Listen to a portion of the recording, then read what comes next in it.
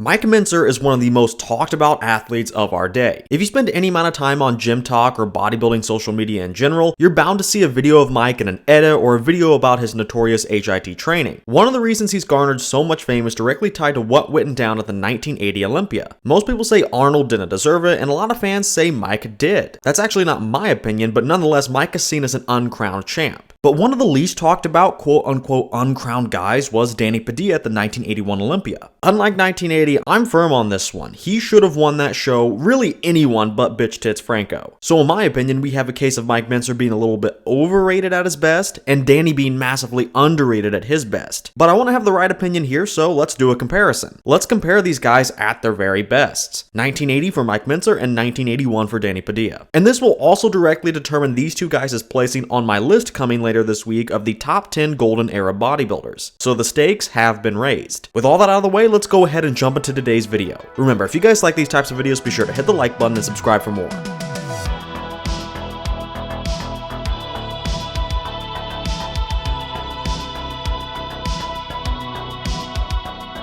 Now, full disclaimer, all the poses won't be here, and some of the ones that are here aren't in the best quality. We'll just have to make do with what we have. As you can imagine, given these guys' best versions were for years considered to be controversial, there aren't too many photos to go around. There aren't that many anyway from this time period. Also, I am going to do this comparison a lot more like how I do my classic physique comparisons. We're not doing the point system today, we're just going to make a lot of observations. Anyway, I think this is a great matchup. Not only are these guys both robbed in the public's view, but they're also very similar. Their shape is very similar, the muscle bellies too, and they were both ahead of their time in both condition and muscularity. With that said, Mike is just a taller version of Danny if you kind of think about it. Danny was a giant killer, but he was only around 5'2", and Mike was about 5'8". So Mike really wasn't tall, but compared to Danny, you can make the argument like, why not just give most of the poses to Mike if they're so similar, but Mike is much taller? Well, like any giant killer, if Danny wants to win, he has to outwork Mike in terms of the quality and the details of the physique. And credit to where it's due, I think he does that at least here. In the front double for the legs, Mike is just kind of like a stretched out Danny. The musculature of their quads are very similar looking. However, I think Danny being a little bit more squished and having the more compact proportions helps in the quads because the sweeps look a little bit better and a bit rounder too. It is worth noting that like most golden era guys, these guys both had some great calves. Then up top, we have tremendous torsos in vacuum. I think I like Mike's V-taper just a little bit better, but we're talking like a 1 or 2% difference. It's that close. But then in the crown jewel of the pose, the arms, I have Danny winning. His arms are a bit thicker, he has the longer inserting biceps, but still great peaks. Even his tricep sweeps look a little bit fuller. It's also going to be clear by the end of this matchup that Danny was in better condition than Mike, and I do notice that a little bit here. For this pose, we can actually get a second look with these guys crunching down on their abs instead of using a vacuum. And these are still great poses and still very similar. When these guys crunch down on their abs and aren't trying to look so aesthetic, it does show that extra level of muscularity and depth they had with their physiques compared to their peers. Here, I still think Danny is better though. He once again wins the arms, at least in my opinion, and when he crunches down, I think his lats look better. He also looks a little bit better in the legs again. But of course, Mike's photo was taken at an angle, so it's not fair at all. But all in all, you can't go wrong here. The difference in these variations of the front double were minimal, and on either side of the difference, you can find compelling arguments for each of them, but my pick is Danny. I'll just have to leave that there because outside of personal preference, I don't think there are too many objective cases to be made for this pose. Something that's really impressive is how well the smaller Danny can hold up from the side. This is where giant killers usually falter because they just don't have the frame to carry a lot of mass, so they tend to get lost in the side poses. But not Danny. They look really similar in terms of thickness, so honestly because Danny is shorter and still manages to compare well on thickness, he's technically more muscular by definition. He has the same amount of muscle just on a smaller frame. Now, the chests on these guys weren't the strongest at this time, but I mean the golden era was dominated by guys like Serge Nubret, Lou Ferrigno, and of course Arnold. All of those guys I just mentioned and a lot more have some of the best chests even to this day. But while Mike and Danny aren't quite on that level, they're still very good. So the pecs are very hard to call, but you also get a very thick arm and a capped off delt on each and good ab detail on both. I mean, really the only differences to be seen here are in the fact that Danny was a little more conditioned overall. So he's a bit more detailed in the chest, abs, and the side leg. With that little extra detail, I'd actually just barely give all those things I mentioned to him as well. As I said in the beginning, if a giant killer wants to win, he has to have the bonus features and the details locked down. And Danny has done it again. With similar thickness but a little more detail, I'm going to go ahead and give him this pose as well.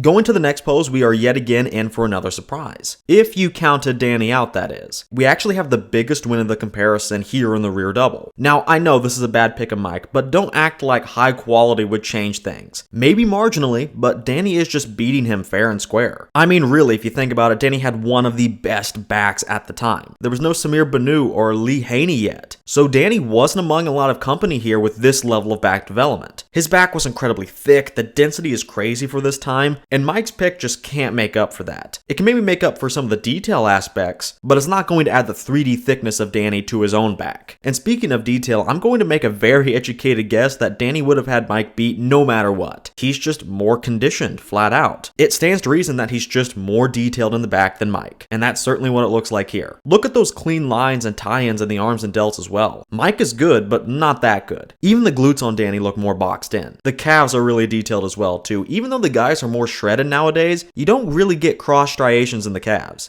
Now, I know Mike has a lot of die-hard fans, and they're probably already after me in the comment section. We know they have the time to do so with all of that time they saved from doing HIT training twice a month. So in order to quell some of those concerns that I may have used a bad picture for Mike's rear double, let me add some further proof of concept. Here is Danny and Mike together on the same stage at the 1979 Night of Champions. Neither of them won, but Mike was placed one ahead of Danny. Now here I would say Mike probably just slightly beats Danny. However, I still think this helps my case. The thing with Mike is that between this contest in 79 and the version we use today was about a year and a half. And for Danny, he had an additional year, so 2 years and 5 months between this and his 1981 version. Now, what I notice here for Mike is that his back really doesn't change a whole lot from 79 to 1980. He was a little more conditioned in 1980, but I don't think he made tremendous gains in that time between. Danny, on the other hand, definitely did. And with Danny, he was really only ever on in 1981. It was lightning in a bottle. Mike was actually the more consistent guy. But that's not what we're judging though. We're judging their best physiques ever head to head. And as far as the rear double was concerned, I had Danny easy. Here in 1979, I barely have Mike. And I think it's safe to assume that after 2.5 years and the best peak of his life, Danny could have turned this around and mopped the floor with Mike, which is what I think he did.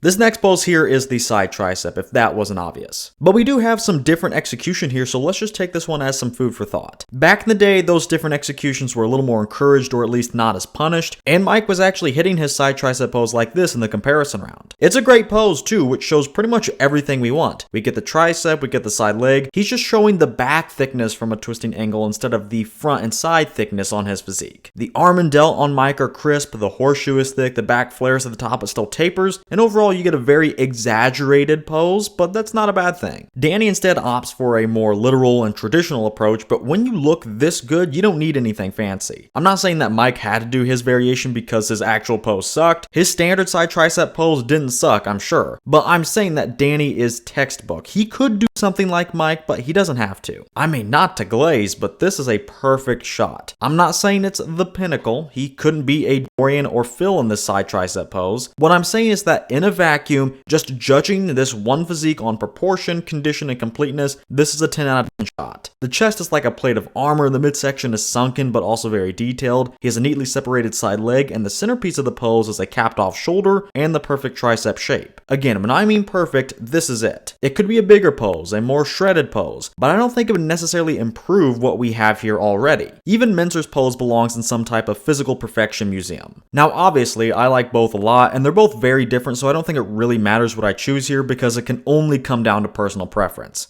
The abs and thighs will be the final pose we look at today. I couldn't find any good pics of these guys doing their most musculars, but it also wasn't a mandatory at the time anyway, which is probably why I couldn't find pics. Anyway, this pose really didn't have the best pics available either. Danny's is fine, but Mike's actual abs pose is just awful. But I think we can infer some basic things. Once again, these guys are very similar with a similar shape to their quads and their abs. In the abs though, Mike really only has that 4-pack. Danny is more genetically gifted on that front and he's more shredded, so I think it's safe to assume he's more detailed. That probably goes for the legs as well. So I mean, if I went out on a limb here, I'd say Danny wins this with his crunched abs pose. However, Mike would often do a vacuum too. Here you see one from the 1979 Mr. Universe. This is a great shot. It shows that big rib cage, wide lats, and a very deep vacuum itself. I wish I could have found one for Danny, but it didn't turn up. However, we do know that he was more than capable of doing a great vacuum pose because he was doing one in the front double. I don't know if he was doing one in the comparison rounds at the 1981 Olympia though. So we're at a crossroads. I can see this going to Danny because he won the actual meat and potatoes of the pose, but I can see Mike winning too because his abs and thighs is good, but he also adds in a great vacuum pose as well. You can take your pick on that one. I don't think either way of thinking is incorrect.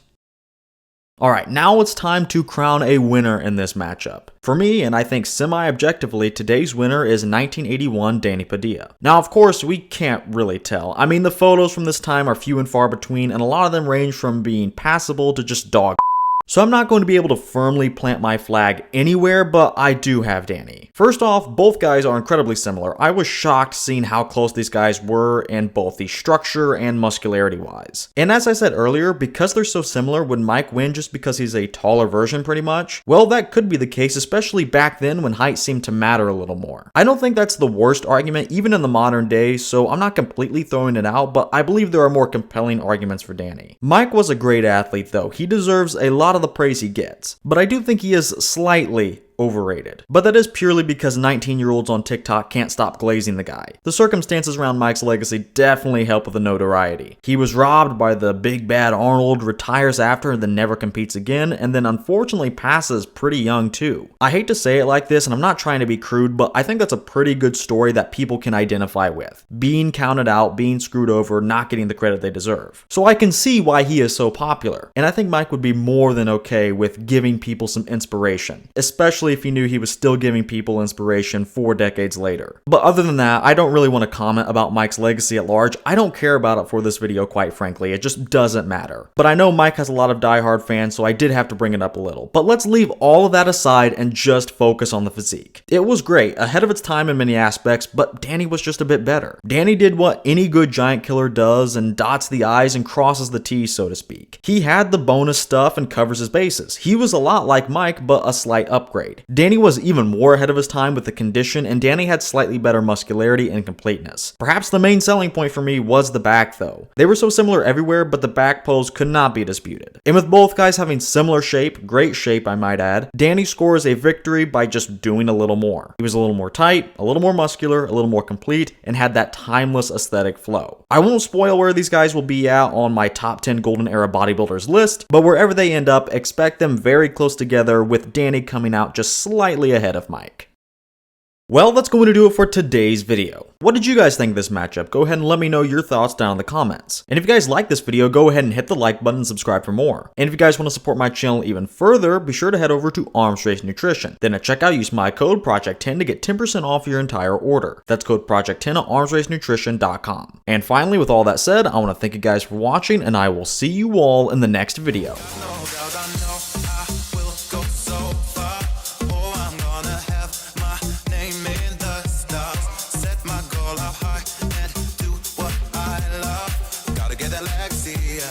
Gotta get that Lexia.